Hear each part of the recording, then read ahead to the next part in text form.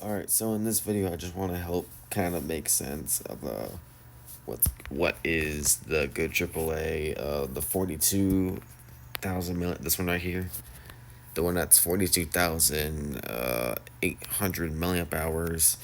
It is the second version to this one right here. So this is like the first generation of the mid-range charger from good AAA. There used to be a beginner, like entry level, that was like 25,000 milliamp hours. Looks like they no longer support it. So this is now like the new mid-range charger. Or I should say beginner range, entry level. And in the month of July during Prime Day, these things had 20% off both this one and the second gen right here. The second gen is a tiny bit smaller in size, but has a bigger battery. So currently, this first gen here, which I've had 3 of these in the past, the orange and the green and the blue one, these are 36,000 milliamp hours, and then this one right here is 42,000 milliamp hours. So in theory, this one is faster, or I should say, bigger. So it does have a few extra little features and quirks. For one, it took away the wireless charger that was featured in the first generation. Which I personally, as an iPhone user, I do tend to use that a lot. But since I've been using that Cube charger lately, I have not been using it because my Android does not support wireless charging, but my iPhone 12 mini still does.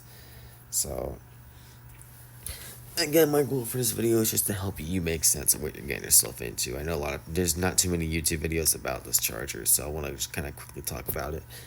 Because I ordered mine is yet to come, but I do know a lot about this thing because I've had the previous versions of this thing before. So this doesn't have much new, but when I'm gonna go over the more notable things. Obviously, this one does not have the wireless charger circle.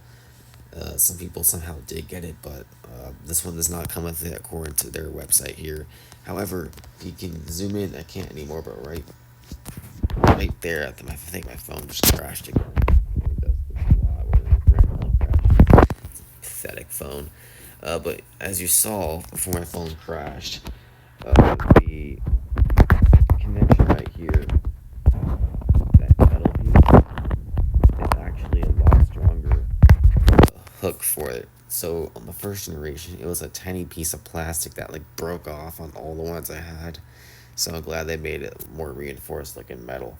So let's go over the abilities. So obviously you can charge 5 devices at a time, and you can do that with the 3 built-in cables. You can plug in an iPhone 14 or older, an iPhone 15, or almost any Android or any device ever now at this point.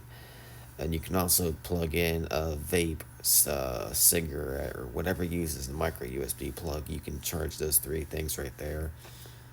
You can also use the built-in USB-C cable at the bottom, the port, USB-C port at the bottom, and the USB-A as well to charge 2 devices right there. That is 5 devices at a time. So, I did not want to click on the freaking picture. And then when it comes to recharging the bank, you could use the built-in cable, which looks a lot longer. So it looks about a foot long to me from this angle. I'm reading the numbers there. 24 centimeters is about a foot long. So it looks like it's about a foot long as of a built-in USB cable. And that's nice. Like you could plug it into your laptop. The first generation had that too, but it was like 3 inches long. It was kind of crappy to use. So it is nice to have it longer, especially if you have it like sitting on the floor, like reaching up to an outlet on the wall. You couldn't really do that the first generation unless you had a like a USB extension cable, which I had to buy to do that. But you also could plug it in the sun. Now the first generation had the worst solar panel, and I understand it was a 36,000 milliamp hour battery, but still charging it with the solar, it just seemed like it never did anything. I left it out for hours and hours and hours and nothing. It seemed like it charged nothing. Now also, you just like the first generation, you're still using those 4 blue dots, and those 4 blue dots can only tell you so much. So maybe that maybe it gained something, but also you can't really expect this thing to be fully charged in one day. 36,000 milliamp hours, even 42,000 milliamp hours. It's still a ridiculous amount to get out of the sun, especially if a panel that small. So if you're someone who's going to use this thing strictly for solar, then I recommend you buy a USB to solar kit on Amazon. You can get them under $100 or under $200, relatively inexpensive, and then plug that into its USB-C port, so that way you can still use a stronger solar and probably charge this thing up in less than a couple of hours if you're using this thing strictly for solar abilities. Because on its own panel is not that great. Although people have said on this generation it is a lot better, so it seems like they might have fixed it. I don't know. Better safe than sorry. This generation costs just as much as the first generation, so I'll make a video about this when mine arrives. Stay tuned for that in this channel. But I can say right now, the first generation had really bad solar panels. You can also plug into the USB-C port. So the USB-C port, there's only one on this charger. It goes both ways. You can plug it in and charge the bank, or you can plug something in and it'll go out and charge whatever you want it to.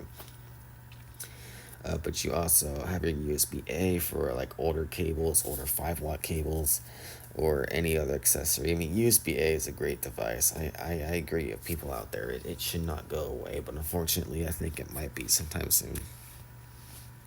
Why do we keep doing this? Stupid iPhone.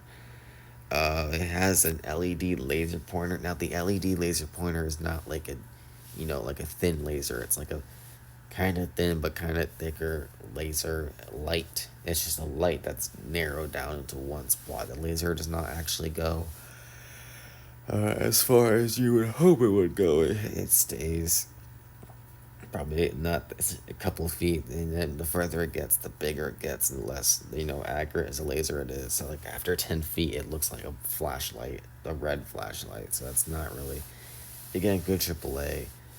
They get the basics done, but the little luxuries they add to their banks are not that great.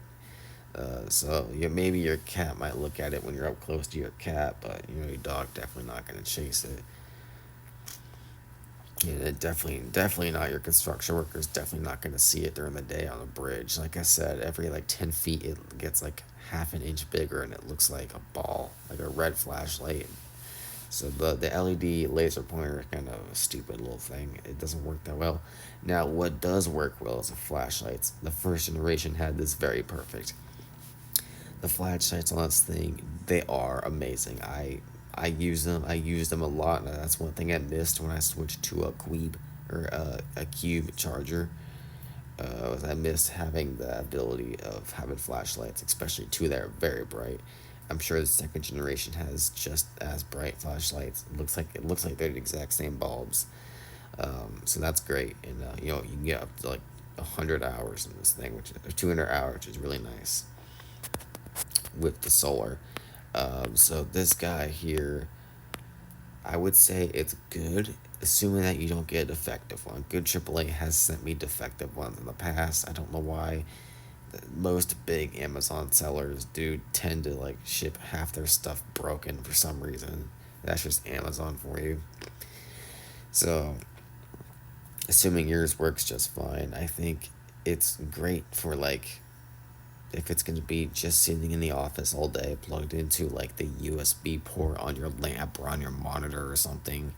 So that's good if it's not being moved around. So you can just kind of plug in your phone whenever you need to in the office or at school. It works great for that. But if you're someone like me who lives on the road and you're always hauling this thing around, it might be too big and clunky. I recommend you go to Queeb instead. Cube makes good chargers at a very affordable price. I recommend you go to them, check them out. They got what you're looking for. But also, I mean, if you need something solar powered, that's pretty much what most people will go to this thing for, is because they need something that is solar powered. And this thing could definitely get you that solar ability. If you just need a power bank, then I recommend you go for this one right here, the NIU portable charger. You can get way bigger battery capacity. You go from 42,000 to 100,000 milliamp hours for just $18. That's half the price for more than double the capacity, but this does not have solar, but you could buy a solar adapter for it and make it solar. But you have to deal with that little paw print that lights up. Of course, currently this is good AAA's like biggest high end charger right here. It even has a built-in crank, which I do think is unique.